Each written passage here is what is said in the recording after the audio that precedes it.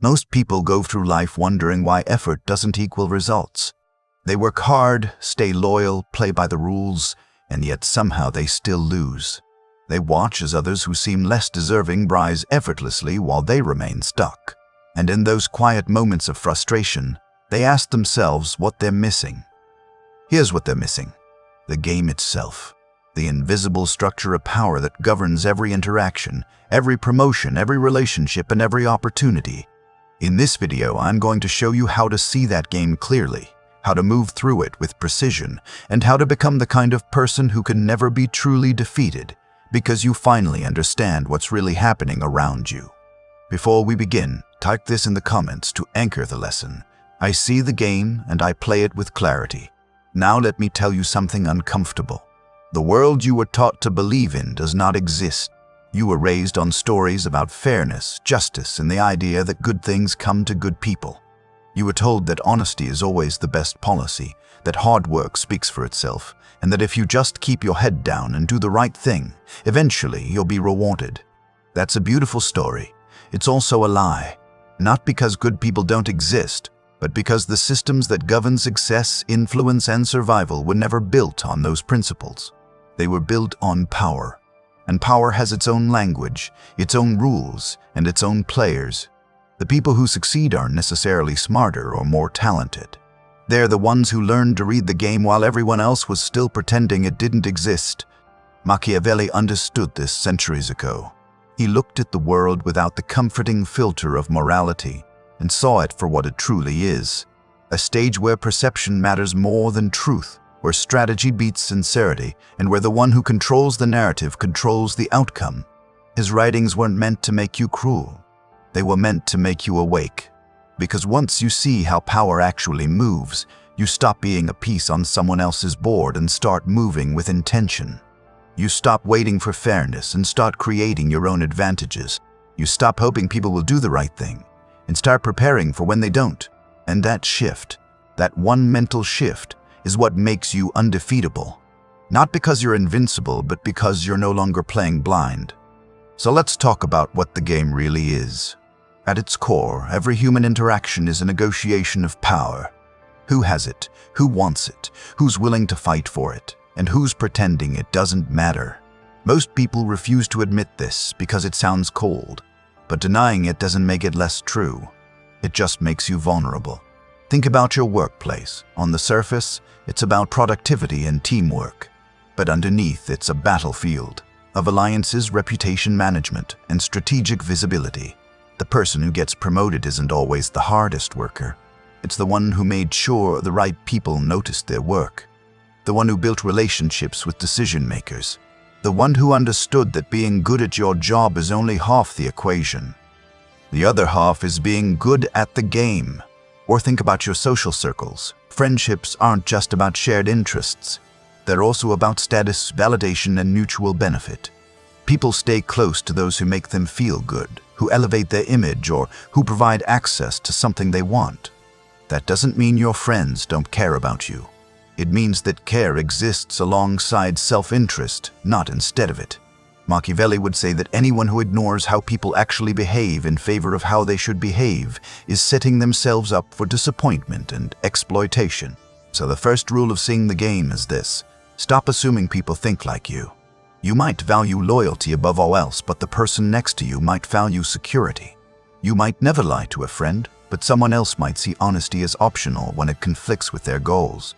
You might give without expecting anything in return, but others are constantly calculating what they'll gain. None of this makes them evil. It makes them human. And if you keep projecting your values onto everyone around you, you'll keep getting blindsided. The game becomes visible the moment you accept that everyone is playing from their own rulebook, not yours. Now here's where it gets even more interesting.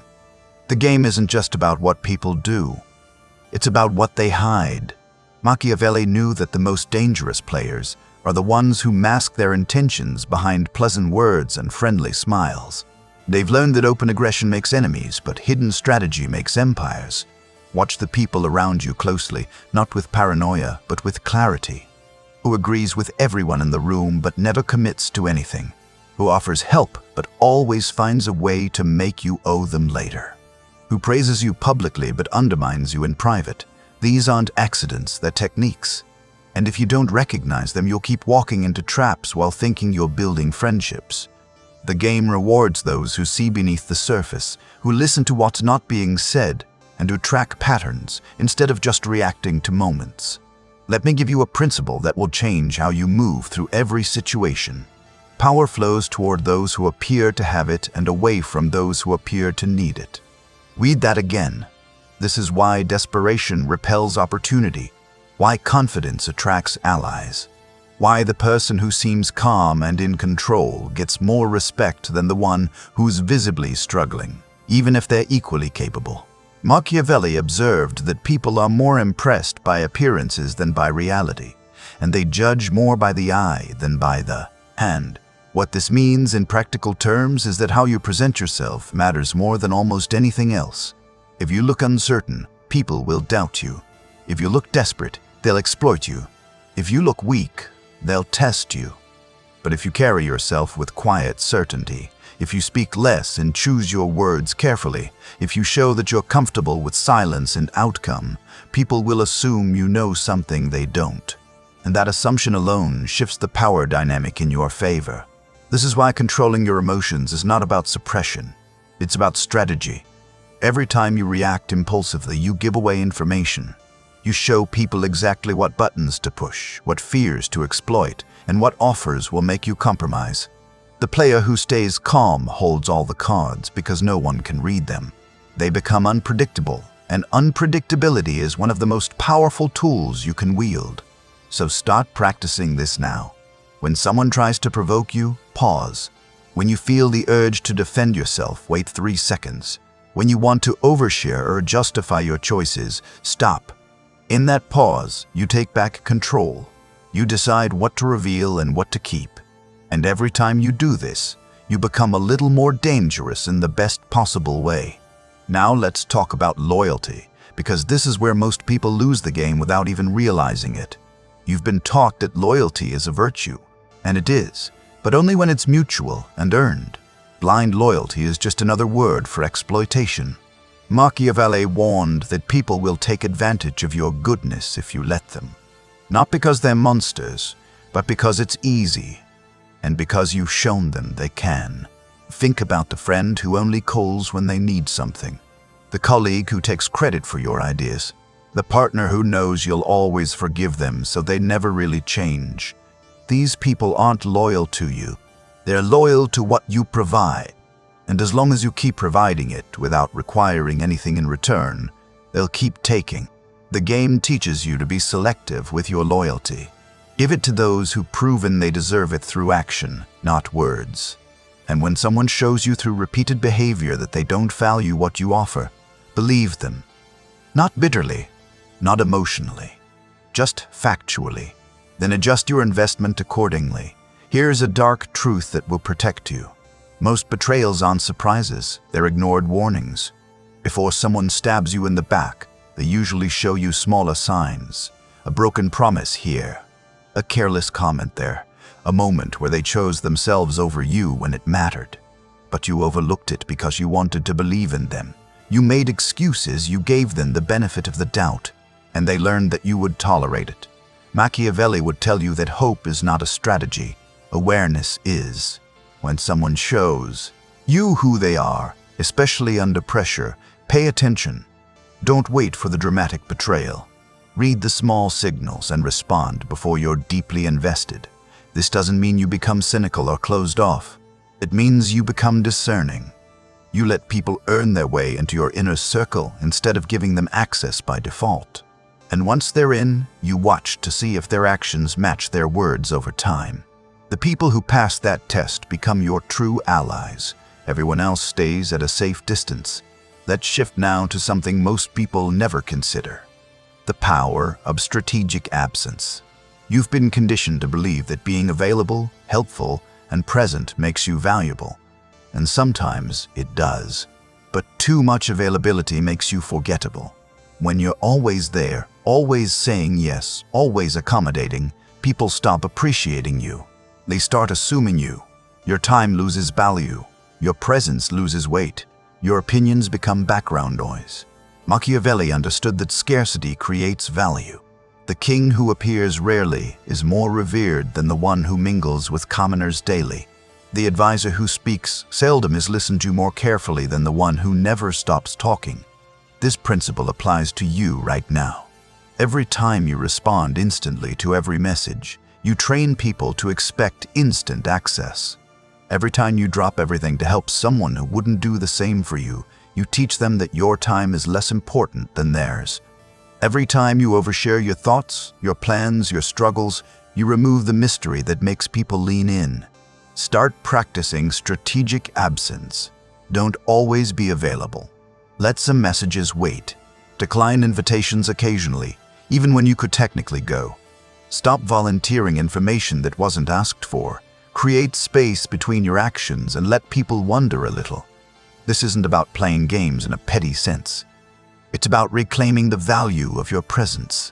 When you become slightly less predictable, slightly less accessible, people start treating your time with more respect. They think twice before wasting it. They value your input more because it's not constant. And they begin to see you differently.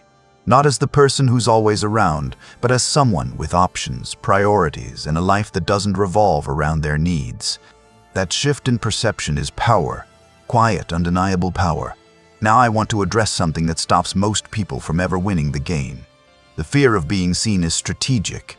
You've been taught that if you think about power, if you plan your moves, if you consider how things will look, you're somehow fake or manipulative. So you stay reactive. You stay spontaneous. You stay genuine in ways that often work against you. But here's the reality. Everyone who's successful is strategic. They just don't announce it. The CEO who seems naturally charismatic has practiced that presence for years. The influencer who looks effortlessly confident has studied what works and refined their image. The colleague who always seems to be in the right place at the right time has made deliberate choices about where to invest their energy.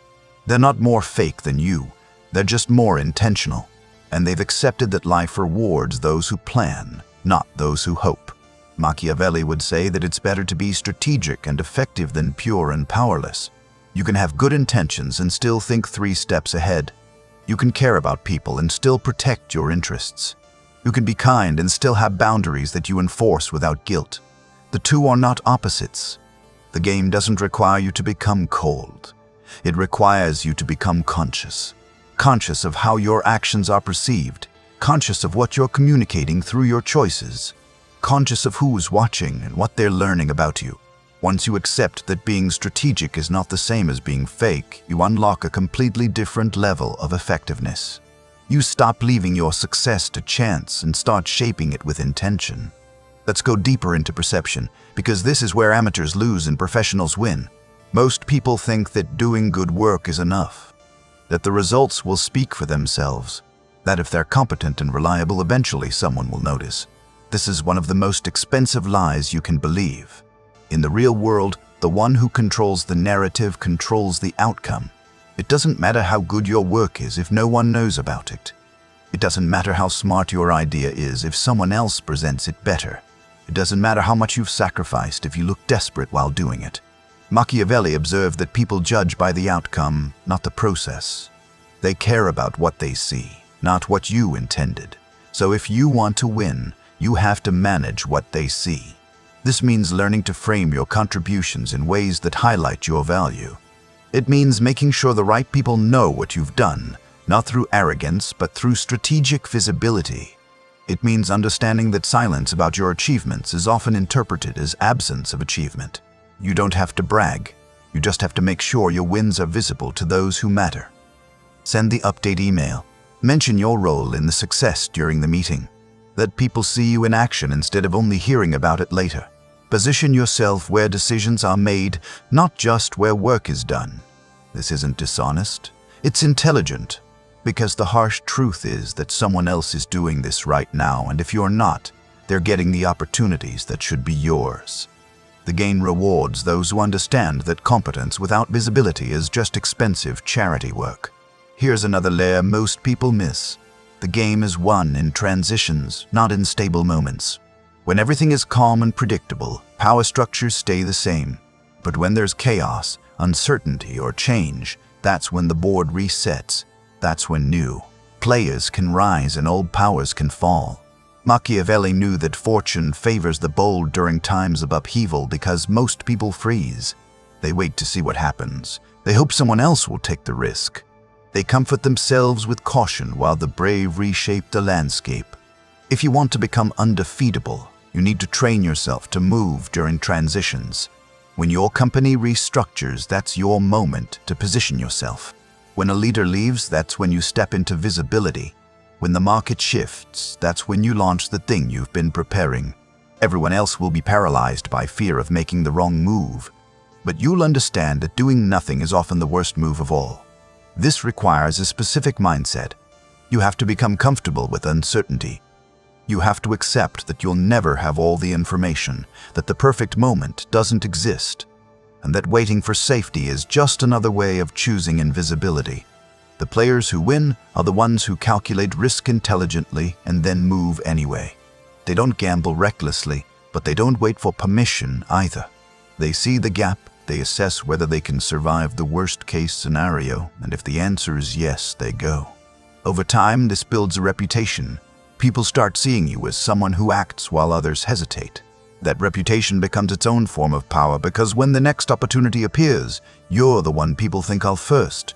Now let's address something that will separate you from 90% of people. The ability to lose gracefully and learn lethally. Most people are so afraid of failure that they never attempt anything meaningful. Or when they do fail, they collapse into shame, blame everyone else, or pretend it didn't happen. All of these responses keep you weak. Machiavelli understood that setbacks are inevitable.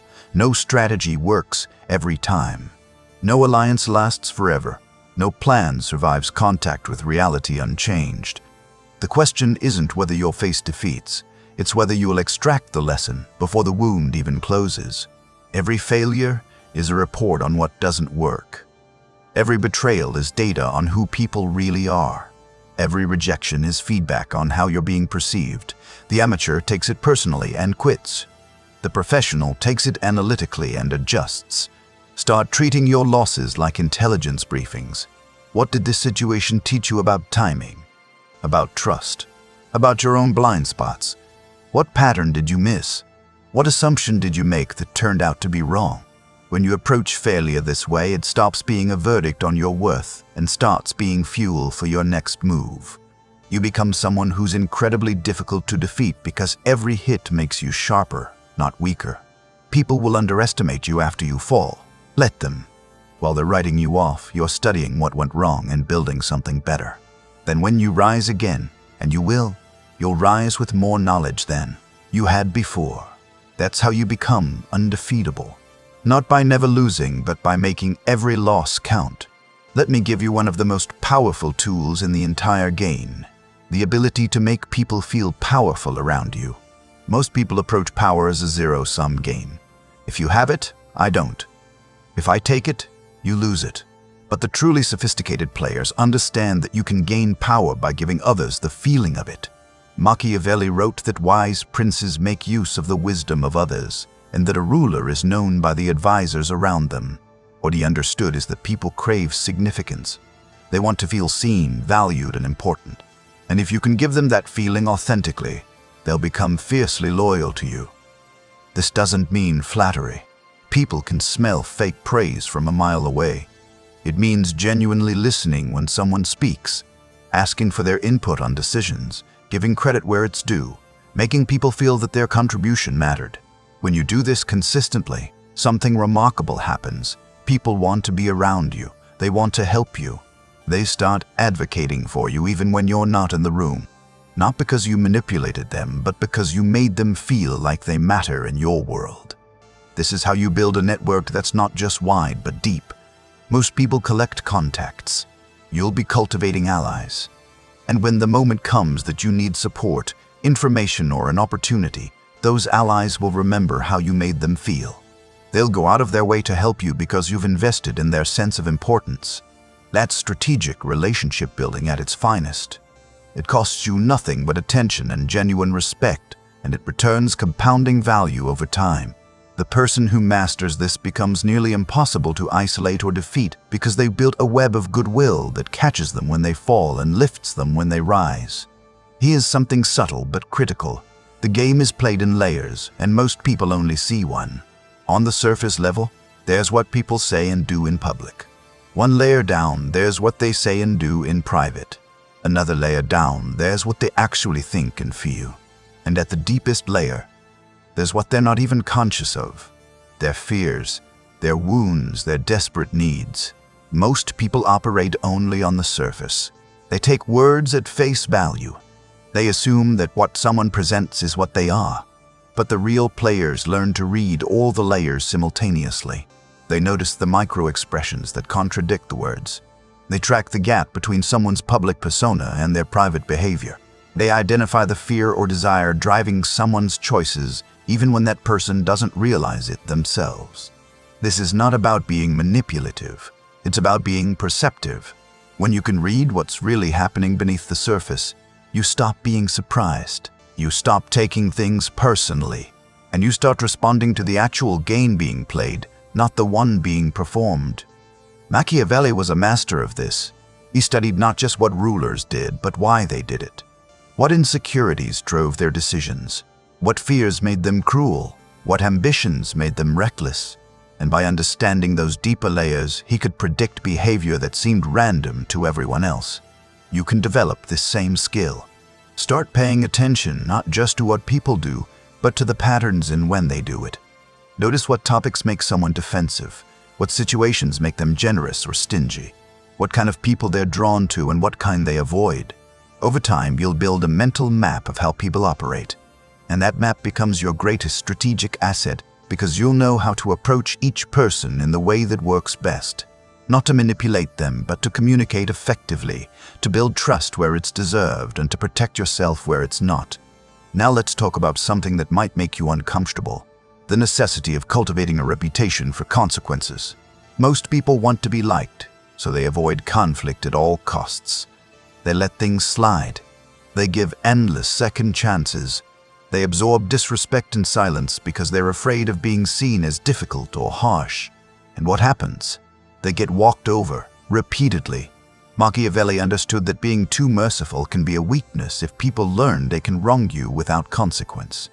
I'm not suggesting you become vindictive or cruel, but I am telling you that people need to know there's a cost to crossing you. Not through threats or drama, but through calm, consistent enforcement of your boundaries. When someone disrespects you and there's no consequence, you've just taught them they can do it again. When someone breaks their word and you act like it's fine, you've told them your standards don't matter. But when someone crosses a line and you calmly, firmly remove access, reduce trust, or walk away entirely, you send a clear message. My boundaries are real. My standards are not negotiable, and there are consequences for treating me poorly. This doesn't mean you hold grudges or seek revenge. It means you adjust your behavior based on how people treat you.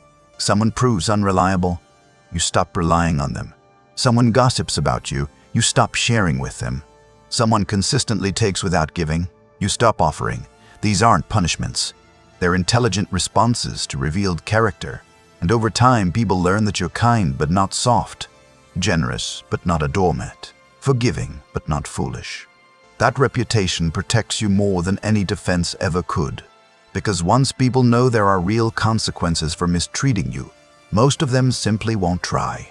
And the ones who do will quickly realize their mistake and either correct themselves or remove themselves from your life. Either way, you win. Let me give you one final principle that ties everything together. The game is never really about defeating others. It's about becoming undefeatable yourself. Most people think power is about dominating everyone around them. But true power is about becoming so grounded in who you are, so clear about your value, so skilled at reading situations and people that nothing can truly shake you. You can lose a job and know you'll build another income. You can lose a relationship and know you'll be fine alone. You can face criticism and know it doesn't define you. You can be betrayed and know it says more about them than you. This is what Machiavelli was really teaching.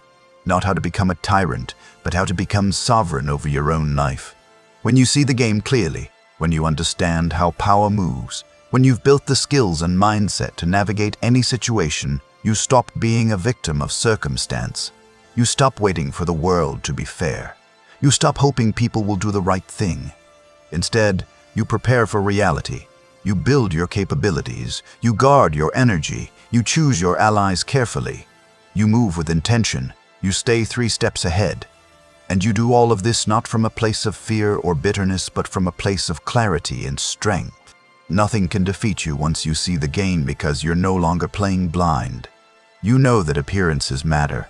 That strategy beats sincerity. That loyalty must be earned. That power flows toward those who look like they have it. That silence is often more powerful than speech. That timing matters as much as talent. That setbacks are just information. That reputation is built through consistency. And that the only person you truly need to master is yourself. So here's what I want you to do. Stop pretending the game doesn't exist. Stop judging yourself for wanting power or influence or control over your own life. These are not evil desires. They are survival instincts. And in a world that's constantly trying to shape you, use you, and position you for someone else's benefit, choosing to see clearly and move strategically is not manipulation. It's self-preservation. It's intelligence. It's maturity. Start small. Practice pausing before you react. Watch people's patterns instead of just their words. Enforce one boundary you've been letting slide. Make yourself slightly less available. Position one win so the right people see it. Move on one opportunity while others are still debating. Do these things not because you're trying to become someone else, but because you're finally becoming conscious of the game that's been playing you your entire life. And once you're conscious, once you see it clearly, everything changes. You stop being confused about why effort doesn't equal results. You stop being shocked when people disappoint you. You stop feeling powerless in situations where you actually have more control than you realized. The game doesn't disappear, but your relationship to it transforms completely. You're no longer a piece being moved. You're a player making moves, and that shift is what makes you truly undefeatable. If this resonates with you, if you're ready to stop playing blind and start playing smart, hit the like button. Subscribe for more content on power dynamics, strategic thinking, and the psychology of influence. Share this with someone who's ready to see the world as it really is, not as they wish it would be. And drop this final affirmation in the comments. I see the game clearly, and I move with power. Your transformation doesn't begin when you learn these principles. It begins the moment you start living them. The board is set. The game is already in motion. The only question left is whether you'll keep pretending it doesn't exist, or finally step in and play to win.